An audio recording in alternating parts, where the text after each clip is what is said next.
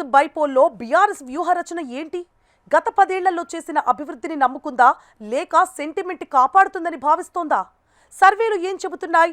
Pole మేనేజ్మెంట్కు car party ఎలాంటి ప్రణాళికలు రచిస్తోంది? జూబ్లీహిల్స్ ఉప ఎన్నికపై బీఆర్ఎస్ నేతల్లో జరుగుతోన్న చర్చ ఏంటి? Watch this. జూబ్లీహిల్స్ ఉప ఎన్నిక ప్రచారంలో బీఆర్ఎస్ దూసుకుపోతోంది.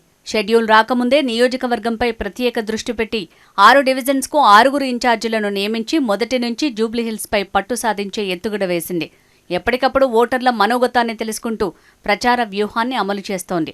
బూత్ లెవెల్లో కూడా ఇన్ఛార్జీలను నియమించి దిశానిర్దేశం చేశారు బీఆర్ఎస్ అధినేత కేసీఆర్. పోలింగ్కు టైం దగ్గర పడుతున్న వేళ పలు సర్వే రిపోర్టులు బీఆర్ఎస్ నేతల్లో కొంత ఉత్సాహాన్ని నింపాయి. మెజారిటీ సర్వే రిపోర్టులు బీఆర్ఎస్కి అనుకూలంగా వచ్చినట్టు తెలుస్తోంది.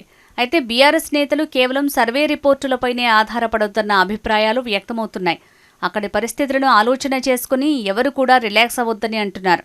బీఆర్ఎస్ సంప్రదాయ ఓటర్లతో పాటు తటస్థులను కూడా తమ వైపునకు తిప్పుకునేలా కార్యాచరణ అమలు చేస్తోంది. ప్రభుత్వ వ్యతిరేక ఓటును ఒడిసి పట్టేలా ముందుకు వెళ్లాలని చూస్తోంది.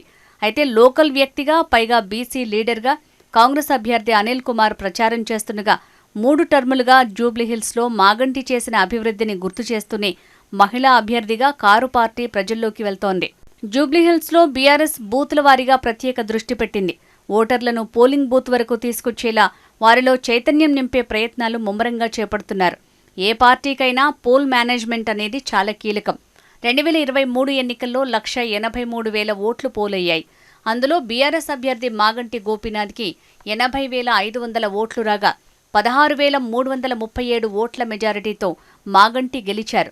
ఈ ఉప ఎన్నికలో అంతకంటే ఎక్కువ మెజారిటీతో గెలుస్తారని, దాదాపు 30,000 మెజారిటీ ఉంటుందని బీఆర్ఎస్ నేతలు అభిప్రాయపడుతున్నారు. జూబ్లీహిల్స్లో దాదాపు 20,000కు పైగా దొంగ ఓట్లను కాంగ్రెస్ నమోదు చేయించిందని బీఆర్ఎస్ తీవ్ర ఆరోపణలు చేస్తోంది. క్రాస్ ఓటింగ్ జరిగే అవకాశం కూడా లేకపోలేదనే అభిప్రాయం వ్యక్తం చేస్తున్నారు. క్రాస్ ఓటింగ్ జరగకుండా బీఆర్ఎస్ జాగ్రత్త పడుతుంది. అదే సమయంలో క్రాస్ ఓటింగ్ జరగకుండా అడ్డుకోవాలంటే పోలింగ్ ఏజెంట్లు ఓటింగ్కి వచ్చేవారిని గుర్తుపట్టాలి. లేదంటే క్రాస్ ఓటింగ్ జరిగే అవకాశం ఎక్కువగా ఉంటుందన్న అభిప్రాయాలు వ్యక్తమవుతున్నాయి. దొంగ ఓట్ల నమోదయ్యాక బీఆర్ఎస్ డోర్ టు డోర్ వెళ్లి అక్కడ లేని వారి లిస్టుని కూడా సిద్ధం చేసింది. కాబట్టి క్రాస్ ఓటింగ్ జరగకుండా ఉండడంపైనే బీఆర్ఎస్ దృష్టి పెట్టనుంది. ప్రధానంగా పోటీలో లేని టీడీపీ, ఎంఐఎం పార్టీకి చెందిన ఓట్లు ఎవరికి ఎక్కువ పడతాయోనని కంగారు పడుతున్నారు. నియోజకవర్గంలో 1.20 లక్షల మైనారిటీ వర్గ ఓట్లున్నాయి. తాజా ఎన్నికల్లో కాంగ్రెస్ పార్టీకి మద్దతు ప్రకటించిన ఎంఐఎం అధినేత అసదుద్దీన్ ఓవైసీ అభ్యర్థి నవీన్ యాదవ్కు ఓటేయాలని ప్రచారం కూడా చేశారు. అయితే బీఆర్ఎస్కు కూడా మైనారిటీ వర్గాల్లో మంచి ఆదరణ ఉన్నట్లు గత ఎన్నికల ఫలితాలు స్పష్టం చేస్తున్నాయి. ఈ నేపథ్యంలో వీరి ఓటు బ్యాంకు ఏ పార్టీకి బదిలీ అవుతుందో అని అభ్యర్థుల్లో టెన్షన్ మొదలైంది. టీడీపీ ఓటు బ్యాంకుపై కూడా అభ్యర్థుల్లో ఇలాంటి టెన్షనే పట్టుకుంది.